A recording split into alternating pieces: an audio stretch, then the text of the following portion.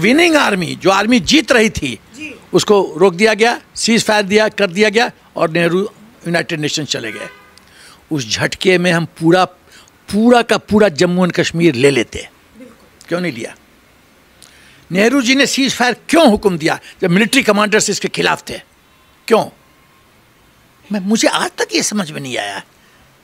As a फौजी हमारी सेना आगे बढ़ रही थी, तेज गति से बढ़ रही थी। अटैक हमने नहीं किया था, उन जिहादियों को पाकिस्तान ने भेजा था, हमने काउंटर अटैक किया, हमने श्रीनगर को बचाया। मेजर सोमनाथ शर्मा ने अपने जीवन की बलिदान दिया और हम जब जीत रहे थे क्यों रोका? क्यों रोका? हम पीओके ले लेते, हम गिलगिट ले लेते, बल्किस्तान ले, सब कुछ ले लेते, क्यों नहीं लेने दिया? बतौर फौजी आज भी कसक है मन के अंदर सर?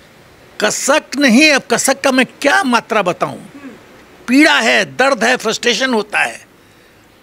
ऐसे ऐसे लोग इस देश के प्रधानमंत्री बने हैं, क्यों यूनाइटेड नेशंस के? अब दूसरा बिंदु, कितना बार हम लोग को मौका मिला कि हम पीओके को ले सकते थे। पहला 1965 की लड़ाई हम जीत गए थे जी। उस समय हम जब ताशकंद गए थे, हमने क्यों नहीं अपने टर्म्स कंडीशंस में डाला? जो विजयी होगा वो टर्म्स कंडीशन सेट करेगा कि जो लूजर होगा वो किसी देश के मदद से वो टर्म्स एंड कंडीशन सेट करेगा। हमने क्यों नहीं कहा कि हम जीते हुए क्षेत्र को तब लौटाएंगे जब हमारा क्षेत्र है वापस करो, महाराजा हरि सिंह का क्षेत्र वापस करो पूर्ण रूप से जी।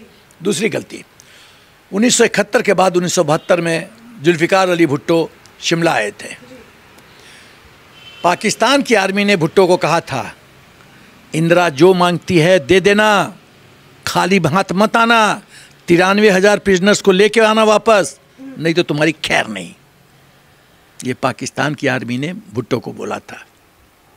और भुट्टो बेनज़ीर को साथ लेके आया था ये बताने कि देखो मैं राजनीति में हारा हुआ स्थिति में हूँ, देखो मैं कैसे जीतता हूँ। बेनज़ीर को साथ लेके आया था। अब शिमला में जिस होटल में थे, उस समय पीएन हस्कर एडवाइज़र थे इंदिरा गांधी के, तो भुट्टो ने पीएन हस्कर को कहा कि मैं मैडम से 2 मिनट के लिए मिलना चाहता हूँ 1 to 1। हस्कर तो कश्मीरी ब्राह्मण था, बहुत तेज था, बोला नहीं मिल सकते। वो समझ गया गेम खेलेगा कुछ, नहीं मिल सकते। बोला आप मैडम को मेरी सूचना दे दीजिए बात कि मैंने आपसे ये कहा है। अब ये बड़ा डिप्लोमेटिक इश्यू हो गया। जब इस तरह का संदेश आता है तो मैडम तक तो पहुंचाना पड़ेगा। तो पीएन हस्कर ने कहा कि जुल्फिकार अली भुट्टो ये कह रहे हैं। बोला ठीक है ले आओ, मीटिंग मिलने के लिए तैयार हूँ 2 मिनट के लिए।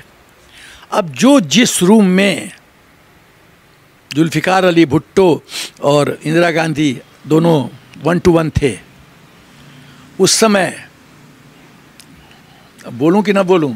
बोल देता हूँ। नहीं, इससे हमारा इंटेलिजेंस एजेंसीज कंप्रोमाइज़ होती है, इसीलिए मैं सोच रहा हूँ बोलूं कि ना बोलूं। चलो बोल देता हूँ।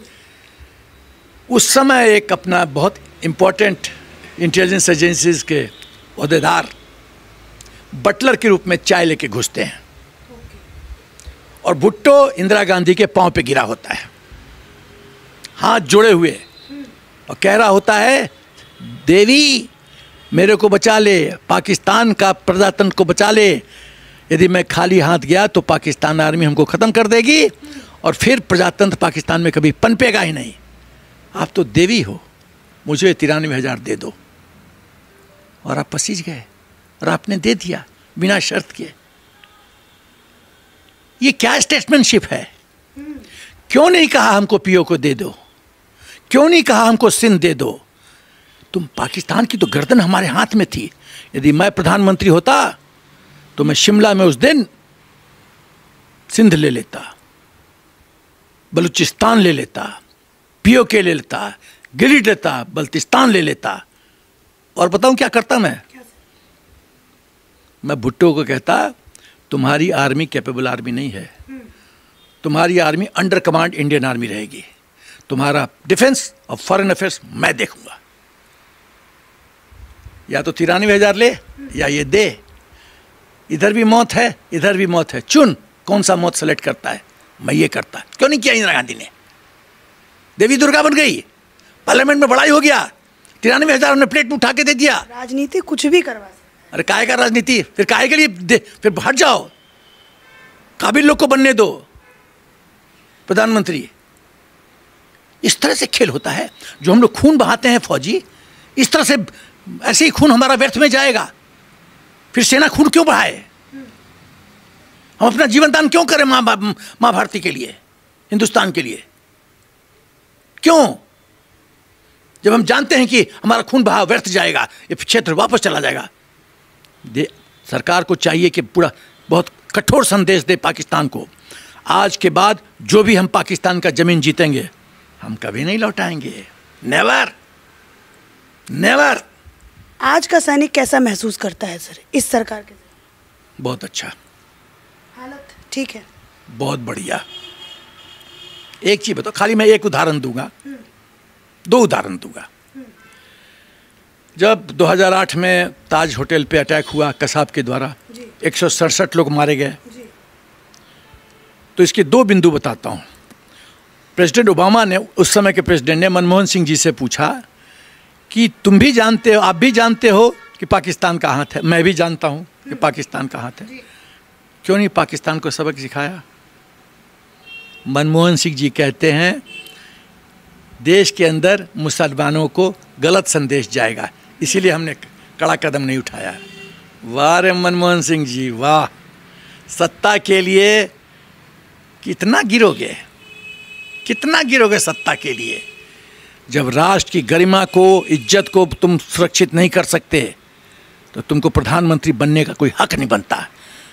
जो पार्टी जिसके प्रधानमंत्री थे मनमोहन सिंह जी, धिक्कार है ऐसे पार्टी को, धिक्कार है जो राष्ट्र की गरिमा इज्जत को बरकरार नहीं रख सकता। सेकंड, उस समय के एयरफोर्स चीफ फैली मेजर, एयर चीफ मार्शल फैली मेजर सरकार के पास गए कि मैं तैयार हूं काउंटर अटैक के लिए, एयर स्ट्राइक के लिए, अनुमति दो। वो फाइल दबा दी गई, फाली मेजर को परमिशन नहीं दिया गया। अब उसके विपरीत जब पुलवामा में सीआरपीएफ के जवानों की हत्या होती है पाकिस्तान जिहादियों के द्वारा, तो मोदी जी का हर एक सेंटेंस ध्यान से सुना करो तुम लोग जर्नलिज्म में। उन्होंने क्या कहा था? एक देश ने बहुत भारी गलती कर दी है, उसको भुगतना पड़ेगा अंजाम। लोग सोचे 7 दिन में क्या होगा, बहुत आए प्रधानमंत्री गए, क्या हुआ 7 से 10 दिन के अंदर? 13वीं से पहले बदला, 13वीं से पहले बालाकोट एयर स्ट्राइक, जैसे मोहम्मद का पूरा ट्रेनिंग बेस खत्म, रात में हम लोग घुसे, ठोके और वापस आ गए, सब सुरक्षित। और एक कुछ पॉलिटिकल पार्टी क्या कहते हैं, वह कौवा नहीं मरा, वहाँ तो खाली 2 चिड़िया मरी थी। अरे ये क्या देश है? मुझे तो समझ में नहीं आता है कि पॉलिटिकल आप अपना इक्वेशन सेटल करने के चक्कर में राष्ट्रहित भूल जाते हो। अरे हम लोग जो पायलट गए होंगे एयर स्ट्राइक में, वो तो अपनी जान ऐसे लेके गए होंगे कि मृत्यु हो सकती है, अपने पति को बोल दिया होगा, हो सकता है मैं लास्ट बार तुमसे मिल रहा हूं, विदा क्या होगा, अलविदा, क्या I am going on a secret mission. और हम लोग फौजी अपनी पत्नियों को भी नहीं बताते हैं किस मिशन में जाते हैं, नहीं तो पंगा हो जाएगा। One loose statement and we are gone. बोला होगा मैं सीक्रेट मिशन पे जा रहा हूं, हो सकता है लास्ट बार देख रहा हूं तुमको। समझ सकती हो कितना पीड़ा एक फौजी का, किस किस मोड़ से आज फौजी गुजरता है। और ये लोग राष्ट्र की गरिमा, सुरक्षा, इज्जत, आबरू ये सुरक्षित नहीं रख सकते। They don't deserve to be in power, they don't deserve to be in politics.